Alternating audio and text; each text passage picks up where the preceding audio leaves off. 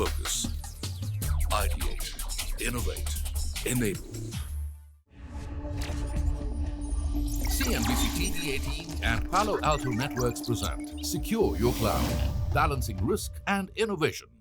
A very good evening, ladies and gentlemen, and welcome to CNBC-TV18 and Palo Alto Network present Secure Your Cloud, Balancing Risk and Innovation. As organizations increasingly rely on cloud technology to manage their sensitive data, they must also be mindful of the security risks it introduces.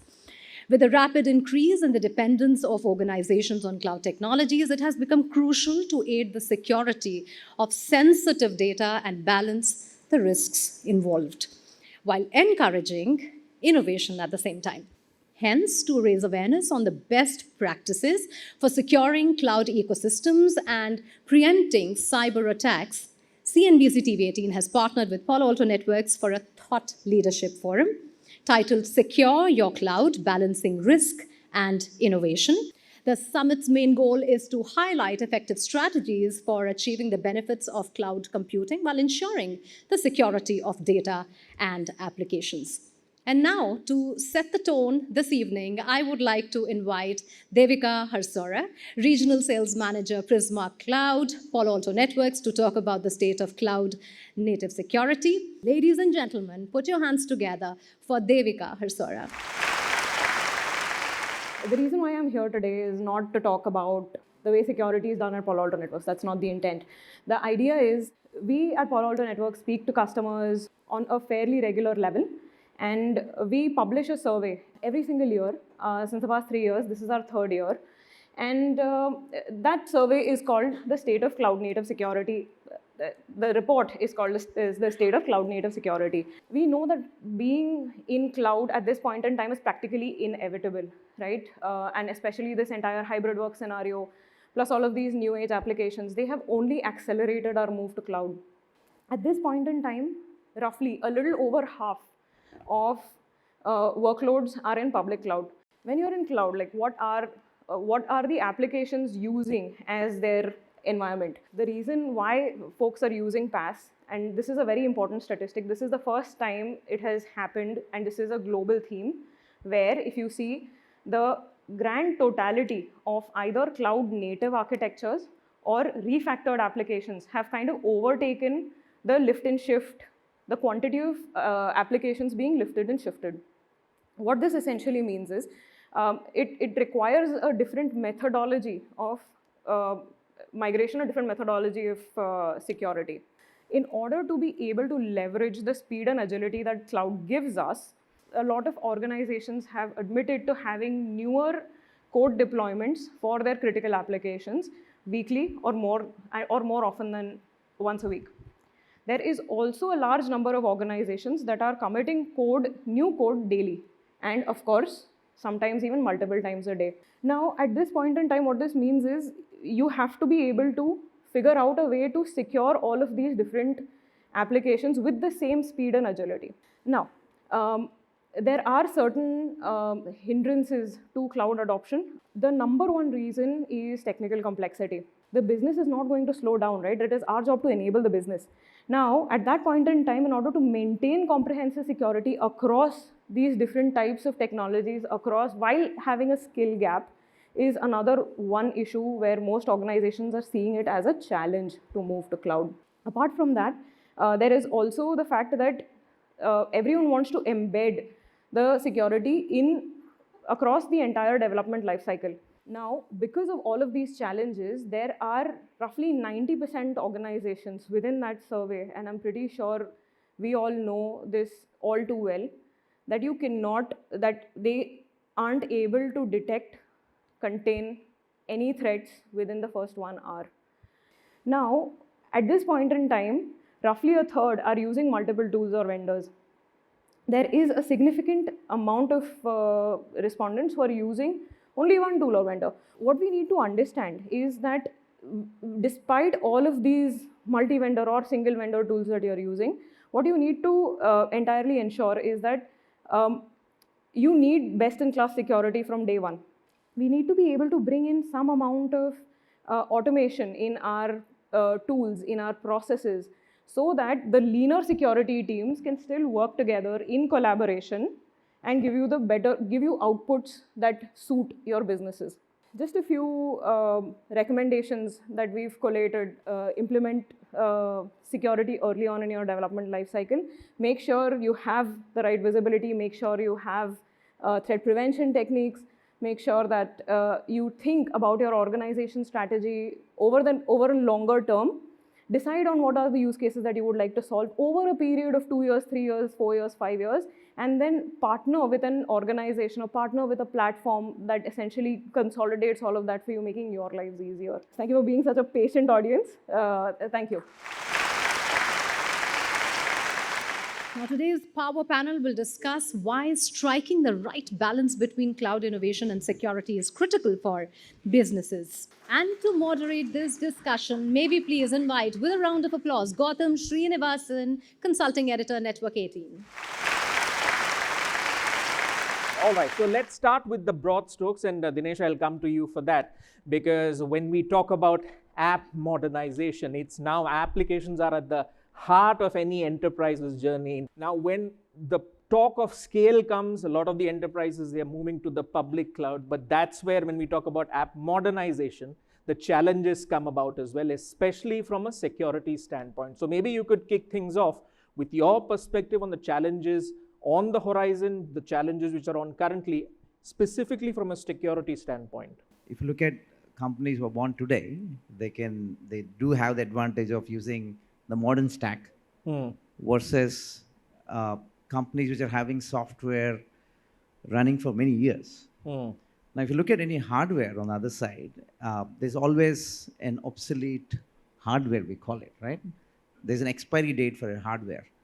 But on the software side, generally we never say that software is obsolete, right? We try to use the same thing, retrofit or do some periphery changes.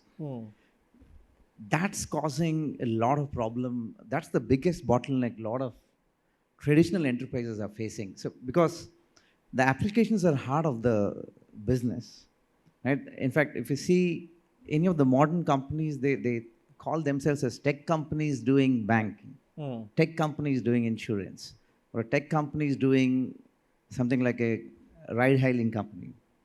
So these are all technology companies doing different services. So the other traditional companies are catching up with that. The fundamental problem are their legacy applications. So unless you modernize those applications, I'm not saying that kill those old apps and try to redo it again, but application modernization is a way to combine both the older code with the new code. Let's start with all the panelists on their use cases. So Commander Kumar, I'll come to you first. How have you addressed challenges which come about from security, especially now that more and more workflows are going digital, and in terms of access, you also have to worry about leaks and piracy, because that could have a significant revenue impact for you. So take us through the journey of Z Entertainment Enterprises. There are two kinds of risk/threats. For the first bucket, which is industry agnostic, there are a lot of tools available. The Palo Altos and various other OEMs are largely concentrating in that space, which are industry agnostic.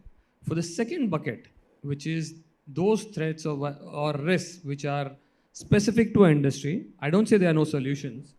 There surely are solutions, but it depends on the scale of the industry, the use cases. And adding to that, they don't provide a complete holistic solution. The second challenge becomes that, who are the folks who are pirating content? It may be as simple as a college-going kid who does not want to pay a few hundred rupees to acquire that content. Third and the most important factor which is ailing the media industry is that there are no strong law which acts as a deterrent to the people who are trying to pirate content. That's the major challenges which we are facing. Even if we are able to pinpoint piracy, there is no face to that piracy. It's just a new URL. And the URLs change every day. Today, the content may be found on xyz.com. Tomorrow, it will be found on abc.com. So these are the challenges which I face. On the delivery side, once it is a digital asset, the moment it is pirated, it finds its way to various mobiles, various sites, various social media channels. And, first of all, detecting that and secondly, bringing them down or controlling becomes a major challenge. To the next question that I have to Manoj, what are the ecosystem challenges that the NSDL is looking to address to balance risk with innovation? Two things basically, that organization need to focus on. First is governance, making sure that they do the right thing and do not fail. Second is make sure that the technology checks that. So these are the two things, and to complement that, you should make use of different tools and technologies that are available. We are talking about encryption. But encryption, does it prevent the security threats?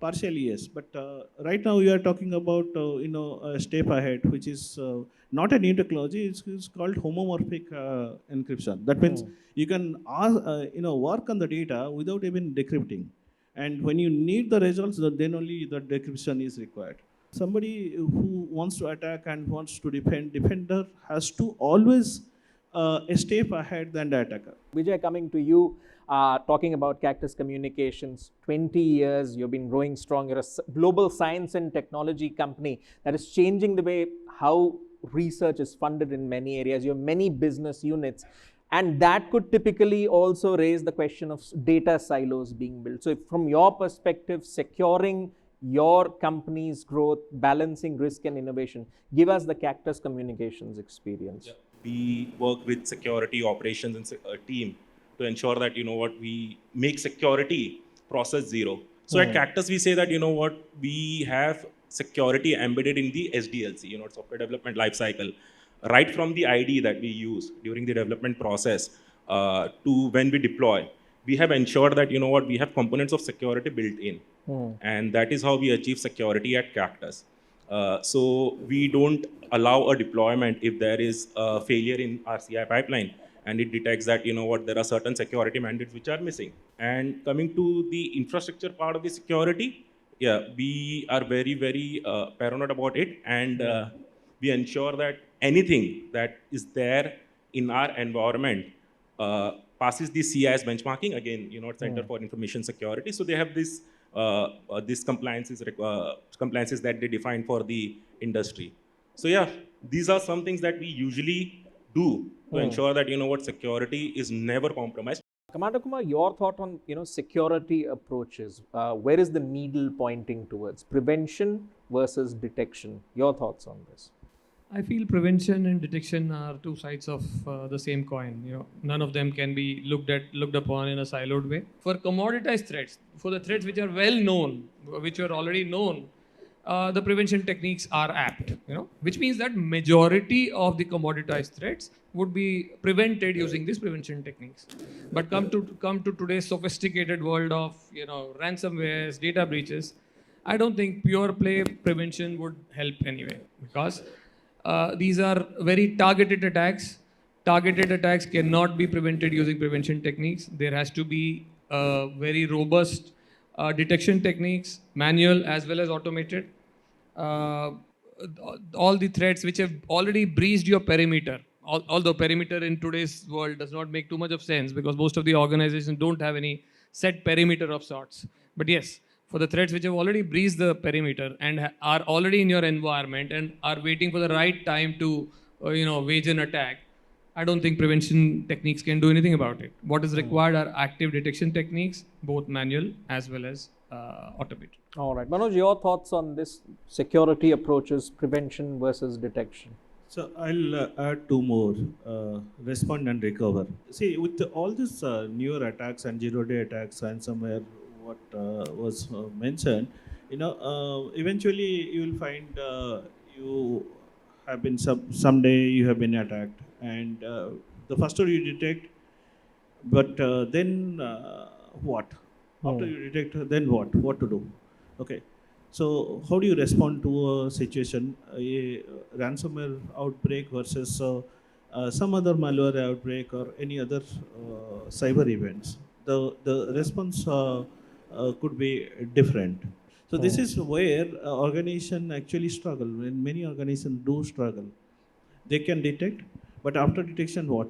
How much time they take to completely recover from a cyber attack depends on what preparedness they have. All right. Before I come to summary remarks, maybe Dinesh, I can get your viewpoint. Something that you mentioned earlier, the need for a single platform approach, especially when we're talking about securing applications from code to cloud, the benefits that are brought to the table, and how does, say, cloud security pay for itself? If you can summarize that point of view. Yeah, sure. A lot of customers tell us they don't want to do the same mistake as what they did in the on-prem world. In the on-prem world, there were a lot of tools, like a lot of security tools. At least on the cloud side, the big ask from a lot of customers is, hey, can there be a single platform which can address most of my security solutions, security requirements? So one of the things we always recommend is a zero trust architecture, right? That embracing that zero trust architecture and that culture is extremely important. Second, have as less number of tools as possible. The problem with many of the point products is, every tool is good in throwing an alert, giving some dashboard. But when a real incident happens, as you rightly mentioned, how fast you can detect and respond and remediate. Because there will always be zero-day attacks, correct? So we always recommend to have a 4 or 5 pronged approach. You need to have a preventive approach. You should have a proactive security approach as well, like introducing security early in the software development lifecycle. You also should have an investigative capability, response capability, and remediation.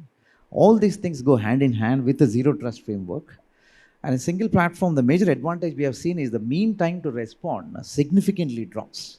And in these days of automated hacks happening, if you don't know in the first 1 hour, and there were reports which says after 6 months they discovered that something happened after 6 months.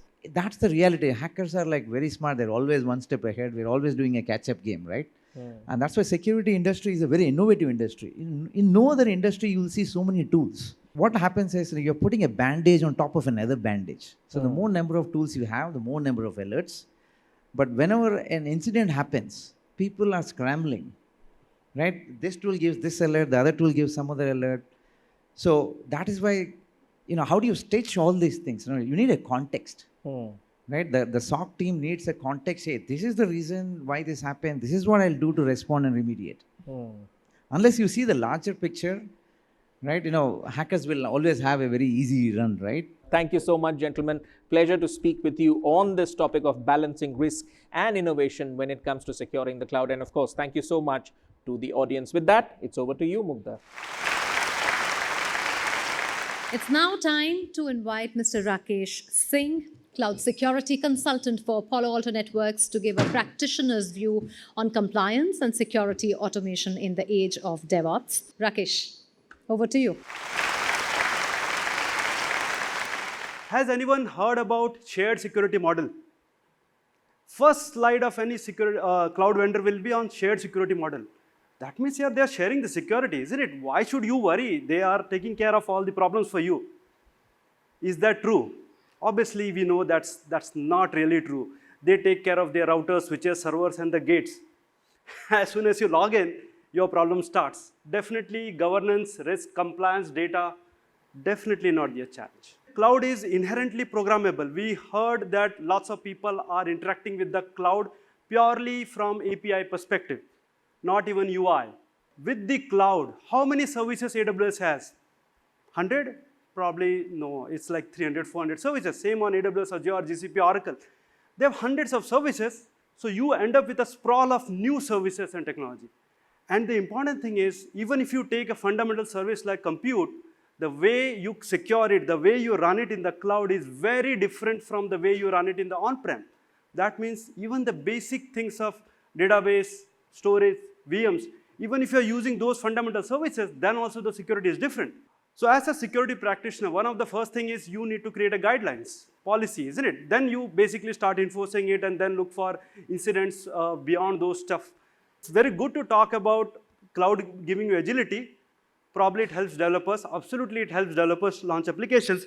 From the security perspective, that there needs to be lots of homework that needs to be done before the team can confidently go on the cloud. And it's not just that.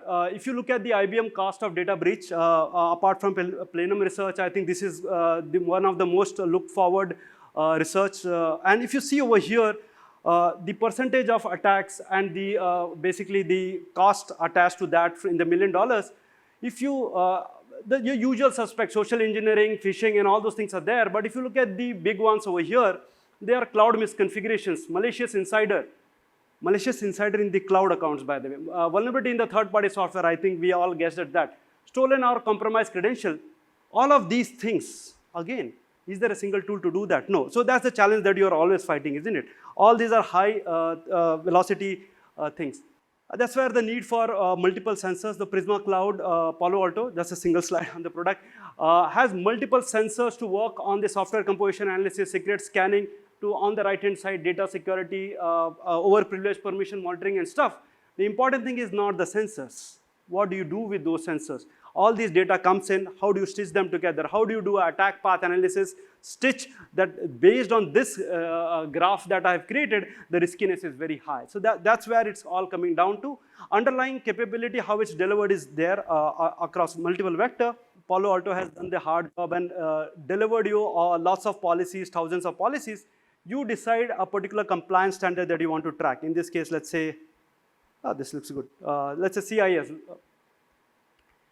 CIS controls, if you just translate it to the actual technical controls, there are multiple categories of control, isn't it? For each of those things, there will be multiple technical controls that you need to monitor. Basically, you should be able to monitor all of those things and work towards it. If you have this thing handy in the tool, your team can use the tool to also do the learning. While you are doing the security journey, you are also enabling your team to learn the controls, why they are needed, what are the remediation steps. The other thing that the cloud security needs to offer from the security perspective is, yeah, risk control, what is the risk is fine, but incident detection, ability to visualize or do a forensics in the cloud. I think this is all the complexity I could put in a single slide, but the idea here being, yes, we start working on the right-hand side saying, cloud is misconfigured or not, workload runtime security by putting XDR and stuff, permission right sizing, that's the runtime thing that you continue to work on, isn't it? While you need to enable your developers to understand whether the containers and VMs and the applications they are delivering is hardened enough, there are any pipelines, there are open source SDLC risk introduced or not. So you are enabling the developers to basically work towards it so that the problems over here is reduced, so that you are not the no guy. You work with the developers and integrate with the IDE, version control system, CI/CD pipeline to basically make them aware these are the problems coming, so they don't act surprised when things are about to go there. That's all I had planned. Thank you so much. You have been a nice audience.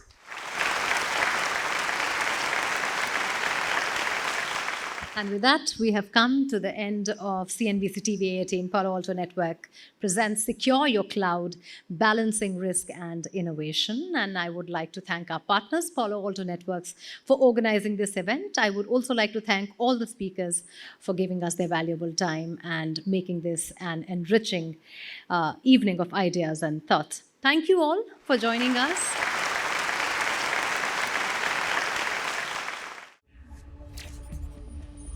CNBC-TV18 and Palo Alto Networks present Secure Your Cloud, Balancing Risk and Innovation.